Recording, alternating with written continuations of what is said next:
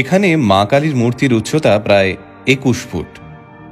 নৈহাটির অরবিন্দ রোডের ধর্মশালার বড় কালী ঠাকুরকেই স্থানীয় বাসিন্দারা বড় মা বলে ডাকেন।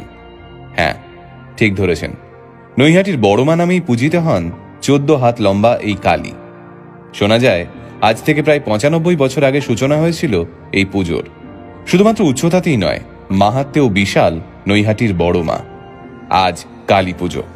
আসুন নৈহাটির বড় মায়ের পুজোর ইতিহাস জেনে নিই আমরা আজকের এই ভিডিওতে।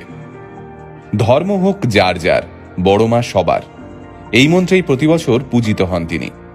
নৈহাটির অরবিন্দ রোডে অমাবস্যার রাতে এই পুজোকে ঘিরে লাখ লাখ ভক্তদের ঢল নামে। কিন্তু কিভাবে শুরু হয়েছিল এই বড় মায়ের পুজো, সেই উত্তর জানতে গেলে আমাদের পিছিয়ে যেতে হবে বেশ অনেকগুলো বছর। আজ থেকে প্রায় ৯০ বছর আগে স্বর্গীয় ভবেশ চক্রবর্তী এবং তার ৪ বন্ধু মিলে ভাঙা রাস দেখতে গিয়েছিলেন। আর সেখানে গিয়েই রাধাকৃষ্ণের বিশালাকার মূর্তি দেখে তারা অত্যন্ত বিস্মিত হয়ে যান।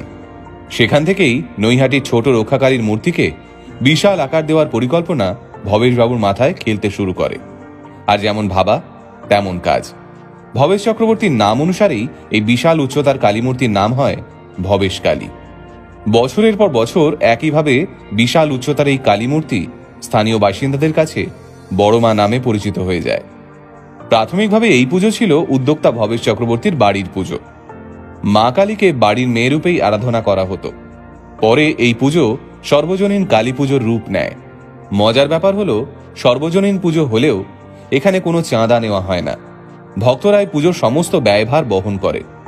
মায়ের ভক্তদের কাছ থেকেই সোনার উপর গয়না থেকে ভোগের সমস্ত খরচ উঠে আসে। মায়ের মূর্তি আগাগোড়ায় সোনা আর রূপোর গয়নায় মোড়া থাকে। ভক্তদের দেওয়া প্রায় ১.৫ কোটি টাকার গয়না ব্যাংকার লকারে গচ্ছিত আছে।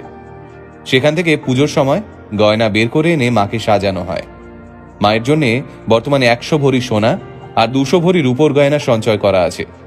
তবে বিসর্জনের আগে সেই গয়না খুলে রেখে মাকে সাজানো হয় ফুলের গয়নায়। প্রতিমা নিরঞ্জনের সময় সবার আগে এই বড় মাকে বিদায় জানানো হয়। তারপর অন্যান্য প্রতিমার বিসর্জন হয়। বছরের পর বছর বহু মানুষ নিজেদের মনস্কামনা নিয়ে মায়ের কাছে আসেন, মানসিক করেন, দণ্ডিও কাটেন। এরপর সবাই মাকে নিজের ইচ্ছে মতো উপঢৌকন দিয়ে যান।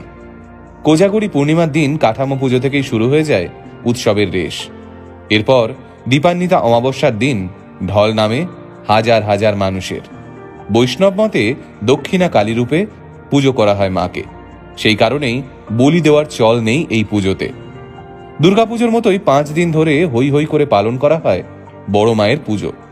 শুরুর দিকে কয়েকজন শক্তিশালী মানুষের কাঁধে চেপে এই বিশালাকৃতি মূর্তি বিসর্জনে যেত। পরবর্তীকালে চাকা দেওয়া ঠেলা গাড়িতে করে ঘাটে নিয়ে যাওয়া হয় সবার প্রিয় বড় মাকে। ছলো ছলো চোখে বিদায় জানানো হয় দেবীকে। আবার অপেক্ষা বছর ভরের। আপাতত মা এসেছেন, সেই আনন্দটুকু নিয়েই কাটুক উৎসবের মুহূর্তগুলো। শুভ দীপাবলি। সকলে খুব ভালো থাকুন, পরিবারের সঙ্গে ভালো সময় কাটুক, এই কামনাই করি।